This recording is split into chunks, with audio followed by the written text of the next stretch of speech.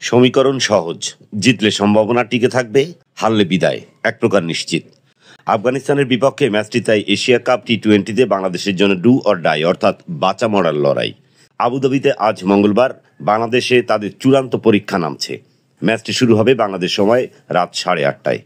টি-20 ক্রিকেটে আফগানিস্তান চলে গেছে অন্য উচ্চতায়, বাংলাদেশ এখনও শিক্ষানবিশ। 2014 সালে মিরপুরে আফগানিস্তানের বিপক্ষে বাংলাদেশের লড়াইয়ে সূত্রপাত হয়েছিল 9 উইকেটের বড় জয়। সেই দলের বিপক্ষেই এখন আন্ডারডগ টাইগাররা। মুখোমুখি লড়াইয়ে 12 ম্যাচের 7টিতেই জিতেছে আফগানিস্তান।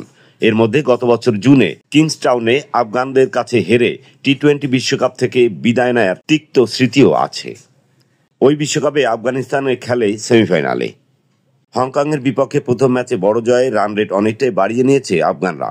বাংলাদেশও একই প্রতিপক্ষের বিপক্ষে জিতেছে, তবে পরের ম্যাচে লঙ্কানদের কাছে হার লিটন দাসের দলকে দাঁড় করিয়ে দিয়েছে কঠিন পরিস্থিতিতে। এখন আফগানিস্তানকে হারাতে হবে, আবার শেষ ম্যাচে লঙ্কানরা যেন আফগানদের হারায় সেই প্রার্থনাও করতে হবে। বরাবরের মতো নানা সমীকরণের মার প্যাচে টাইগাররা। তবে সব সমীকরণের আগে একটাই লক্ষ্য, আজ আফগান বধ করতেই হবে, না হলে এশিয়া কাপের গ্রুপ পর্ব থেকে বিদায় নেওয়ার প্রস্তুতি রাখতে হবে বাংলাদেশকে। লিটন দাসরা কি সেটা করতে পারবেন, নাকি দারুণ জয় টুর্নামেন্টে নিজেদের টিকিয়ে রাখবেন, জানা যাবে আজই।